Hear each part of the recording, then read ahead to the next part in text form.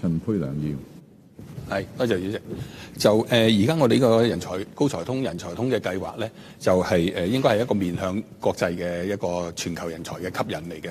咁但係我哋而家嗰個人才計劃咧，嗰個大部分比例咧，我哋係內地嘅人才嚟咗香港嗰個數量為主嘅。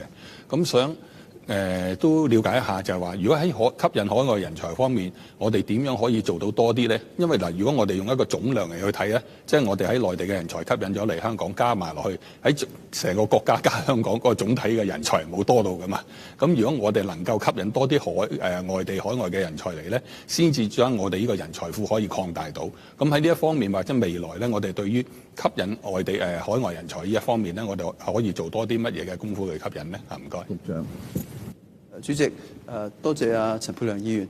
而家高才通為例咧，約摸我哋超過90%啦。如果你睇佢係個身份嘅話咧，都係內地身份嘅，即係約摸5%多少少咧，就係佢係持有海外嘅護照嘅。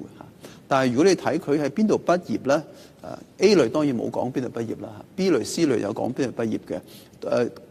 呢2年幾嚟都幾持續明顯嘅個趨勢咧，約摸40%咧，其實佢就唔喺內地就讀嘅，佢係就讀於歐美嘅頂尖大學嘅。咁如果呢一類型我哋都視之為係國際人才嘅話咧，當然我哋高才通過個表現就其實都相當唔錯嘅嚇。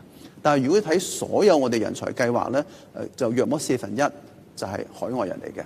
咁所以睇邊個計劃啊？但係即使咁講咧，我哋都明白香港嘅定位咧係應該係國際高端人才嘅集聚高地嘅，所以你見到我哋嘅宣傳啊，想辦法咧，都係會相對嚟講係都擺得挺比較多咧喺海外宣傳嘅，亦都漸漸取得成效嘅。譬如最近9月份咧，我哋都招待咗10幾20位咧嚟自德國嘅年輕人。其實都係通過我哋嘅海外推廣咧，即係等佢哋認識香港。有1-2位咧，都我理解咧，都會選擇喺香港同埋灣區發展嘅。咁呢個都略見成效啦，但係我哋會持續呢方面咧做更多功夫。多謝主席。